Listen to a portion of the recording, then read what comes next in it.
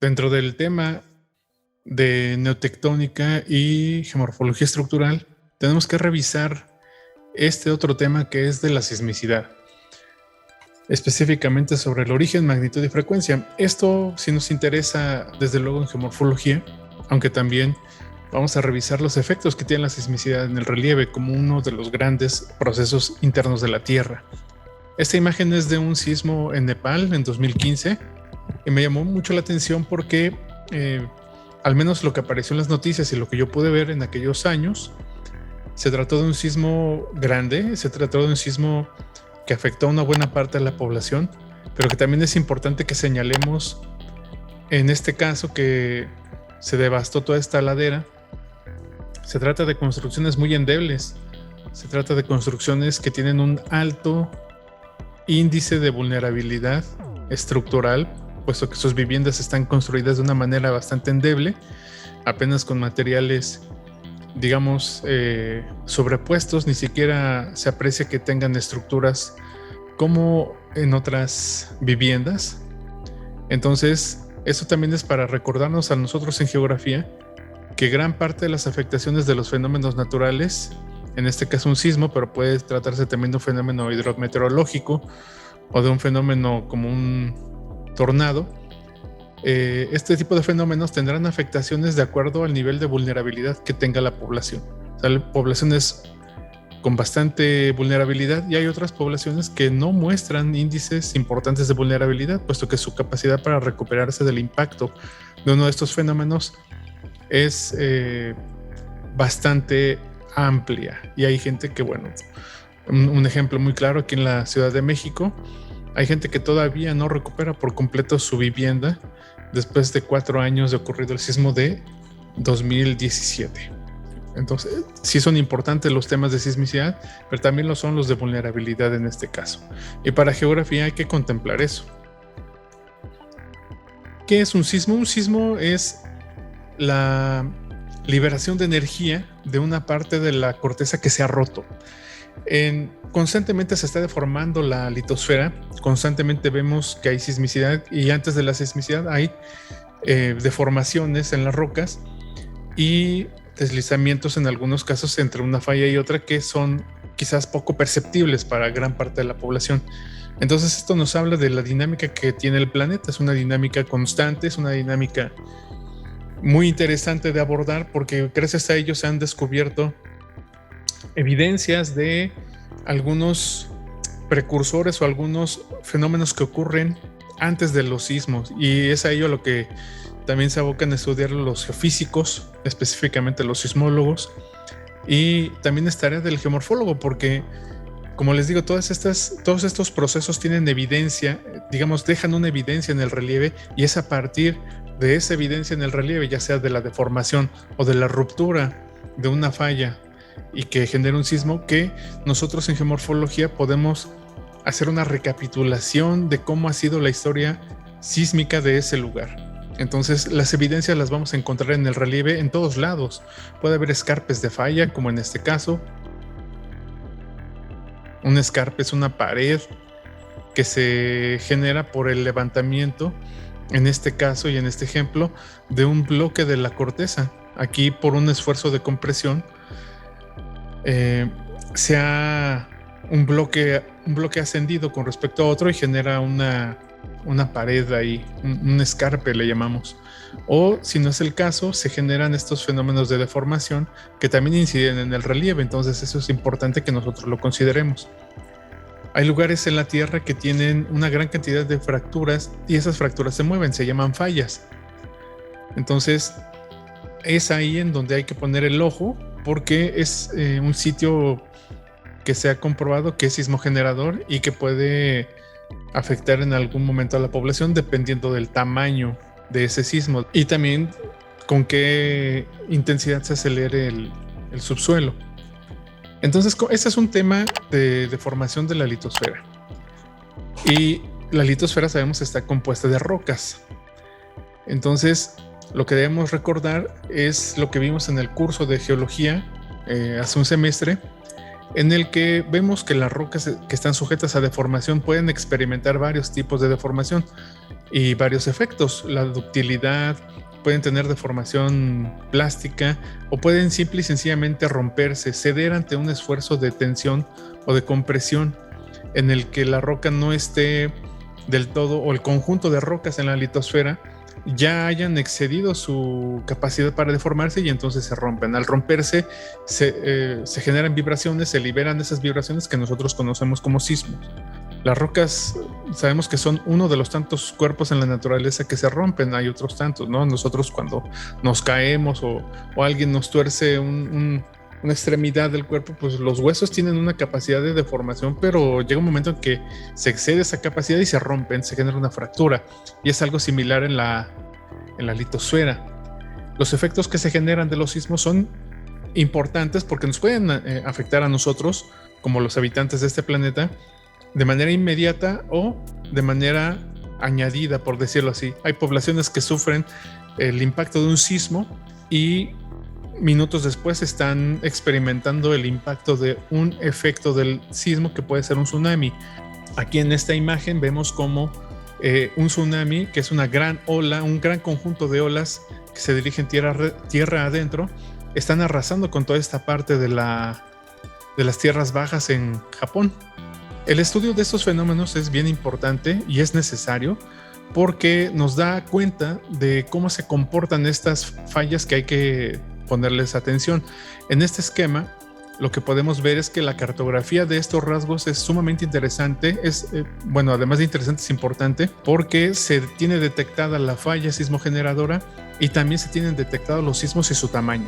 Es muy importante porque entonces se pueden establecer estrategias para que en caso de que ocurra un sismo, o por lo menos se tiene el registro de sismos de tal magnitud, se tengan acciones a realizar, se tengan sobre todo estrategias que pudieran aminorar en algún momento la afectación a la población o a otras obras que son importantes para el desarrollo de un país. En este caso, lo que nos están señalando es en esta línea verde, lo que va pasando es una tubería que lleva petróleo, que lleva hidrocarburos desde una parte de Alaska hasta Estados Unidos. Entonces, es importante proteger a la población como la infraestructura de la cual depende gran parte de la economía de un país. Puede ser, en este caso, una tubería de hidrocarburos, pueden ser carreteras, vías principales que permitan el desalojo de un lugar o que permita que se traslade la gente a un sitio para ser atendidos a un hospital. Entonces, dependiendo de los tipos de falla, se va a generar un sismo característico. Esto lo detectan los sismólogos porque cuando ocurren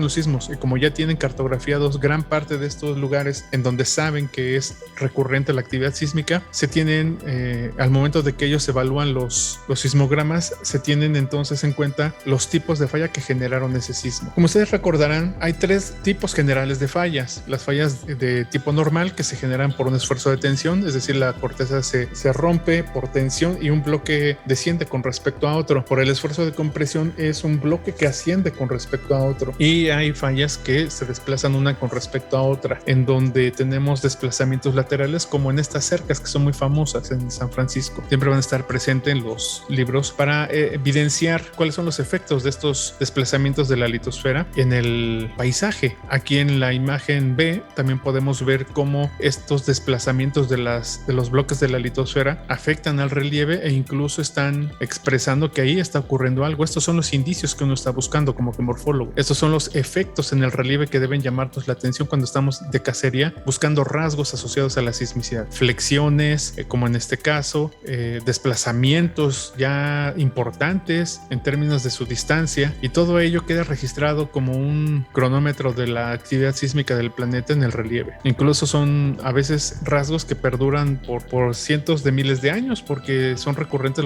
los sismos en esos lugares. Bueno, aquí un ejemplo de los aparatos con que se cuentan, no son los únicos, son un tipo de ellos para registrar los sismos en distintas etapas, ¿no? En distintas partes, perdón. Pueden ser dentro de la corteza, es decir, excavando un pozo y poniendo allí el sensor, o pueden ser en una mesa de un una estación sísmica. Los tipos de ondas o sí, de energía que se propagan con los sismos tienen distintos efectos en el terreno. Hay algunos ejemplos, aquí se están poniendo ondas superficiales sobre todo, en este caso las ondas de superficie que tienen una expresión como de ciclicidad y además con esta flecha, se está expresando la dirección de ese movimiento, entonces lo que nos indican es que probablemente, bueno, sí es el desplazamiento y lo que generan en el terreno. En cambio, cuando son de este tipo, el efecto que pueden tener son la ruptura. En este caso ponen como ejemplo un tendido eléctrico o un tendido de, pues pudiera ser telégrafo, teléfonos, pero es lo que pudiera pasar en algún momento en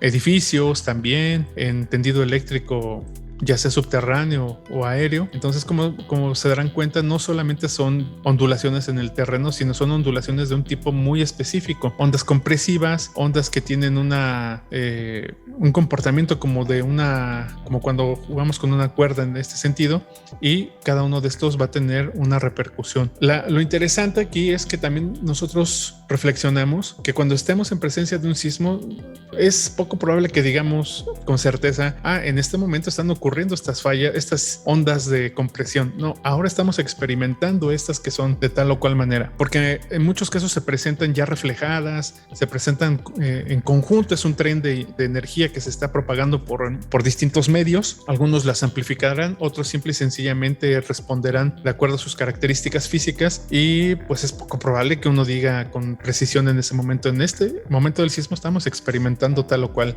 compresión o elongación de la litosfera. Aquí tienen las combinaciones de las fallas, las que se conocen, las más, digamos, recurrentes. Puede haber combinaciones, desde luego, en un lugar donde se presenten fallas de tipo inverso, fallas inversas, pueden tener algún desplazamiento, no nada más que suba un bloque con respecto a otro, sino que tengan un desplazamiento lateral o semilateral, y entonces ahí tenemos una combinación de distintos procesos. Como verán, algunos ángulos en las fallas son importantes para determinar también su tipo.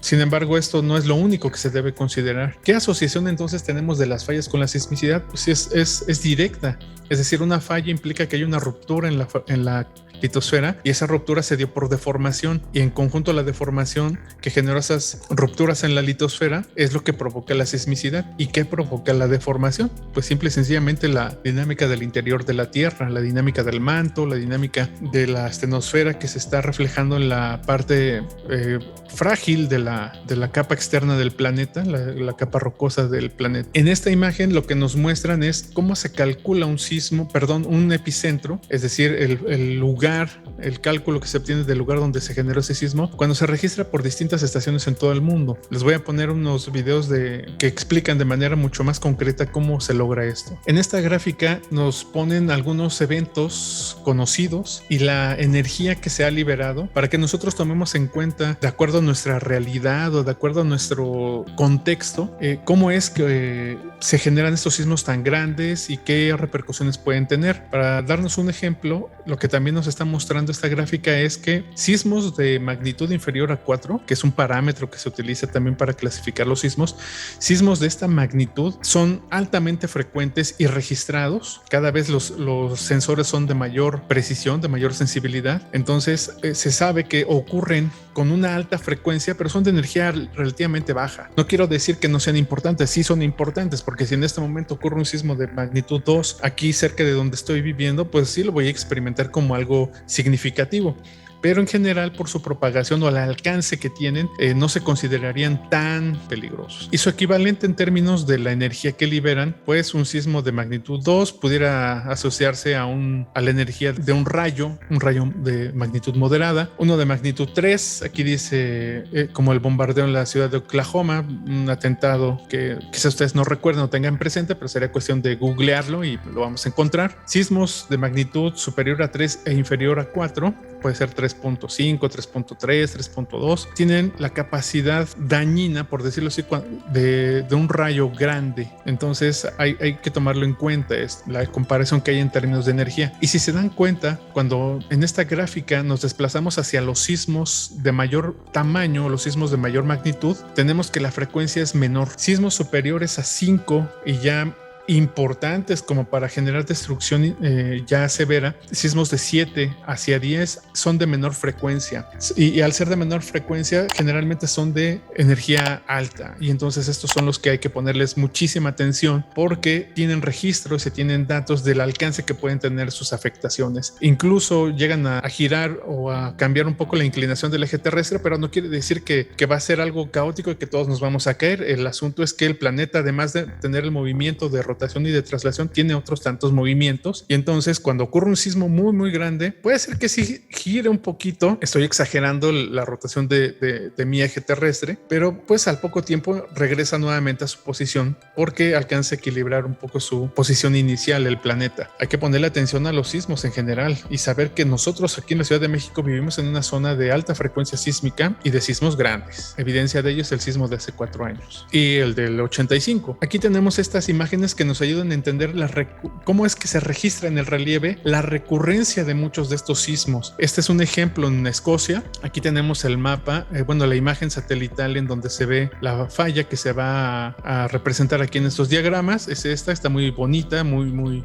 bien trazada, sumamente activa, si no, no tendría esa expresión en el relieve, y los rasgos que guarda, ¿no? Se generan escarpes. Cuando es reciente la actividad y no ha dado tiempo para que los procesos erosivos empiecen a atacar ese rasgo, pues tenemos expresiones lineales muy claras. Tenemos un escarpe conservado, un escarpe de falla. Este sería la ruptura en la pendiente, es decir, viene una pendiente y aquí rompe por completo porque cae. Y aquí está la pared, que sería propiamente el escarpe. Aguas arriba tenemos otro desarrollo de escarpes mucho más grandes, pero ya con evidencia de erosión en esta parte. ¿Por qué? Porque ya no hay continuidad en el escarpe, incluso ya hay desarrollo de unos rasgos muy bonitos, muy interesantes, que se llaman facetas triangulares, o en algunos casos son trapezoidales, que nos hablan de la recurrencia de una actividad sísmica en este lugar, pero que ya lleva un tiempo quizás en donde ya los procesos erosivos, los procesos exógenos han tenido pie. No quiere decir que no vaya a temblar o no vaya a generar un sismo aquí. Es muy probable que se genere un sismo nuevamente ahí. El asunto es que ahora ese efecto está mucho más activo laderas abajo, ¿no? De todas maneras, aunque nosotros veamos este tipo de desarrollo de facetas triangulares o trapezoidales, hay que ponerle atención porque sí es evidente que se siguen moviendo esos bloques de la corteza. Aquí pues no se han desarrollado todavía, pero